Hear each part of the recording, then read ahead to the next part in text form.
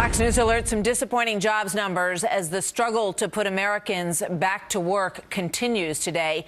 The unemployment rate for March was flat, 6.7%. Welcome, everybody. Brand new hour of America's Newsroom gets rolling now. I am Martha McCallum. And I'm Bill Hemmer. We got to get this thing moving, too, right? That number, not even the full story. The real unemployment number, which includes the underemployed, the people who just given up looking for work, that number, 12.7%.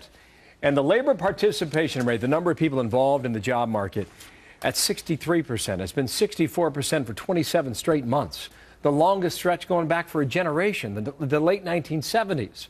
House Speaker John Boehner saying, quote, Senate Democrats have no excuse for standing in the way of these common sense jobs measures, many of which pass with bipartisan support, and I urge them to act immediately. Reaction now from the White House. Ed Henry, our chief White House correspondent, is there live. Mediocre numbers, may be a bit below expectations. The White House and Democrats see some positive news.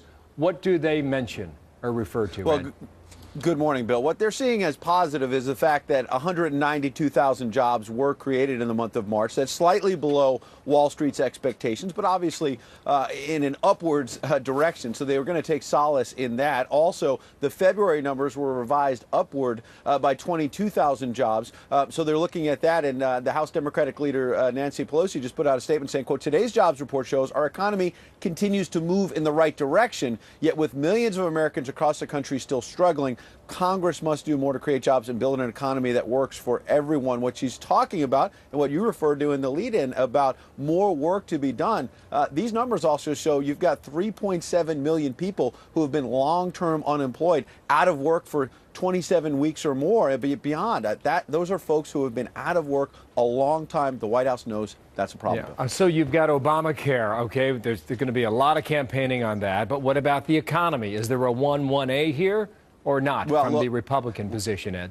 It's pretty clear when these jobs numbers come out and you've got the House Majority Leader, Eric Cantor, putting out a statement, not just reacting to jobs, but immediately pivoting to health care, that the Republicans believe that's more fertile ground for them in the midterms. Cantor's statement saying, quote, Obamacare induced wage cuts hurt the people who most need the extra income. Even Democrats understand these wage cuts hurt, but instead of helping solve the problem, Democrats instead choose to propose policies that would eliminate hundreds of thousands of additional jobs. That's the Republican view from Eric Cantor. Very clear from that statement and others we've seen in recent days. Republicans want to make these midterms a lot more about health care. Democrats like Nancy Pelosi want to broaden it out. It's not such fertile ground for them. They also want to talk about the economy, jobs, minimum wage, all of that, Bill. All right, Ed, thank you. Ed Henry from the North Lawn. Appreciate it, Ed.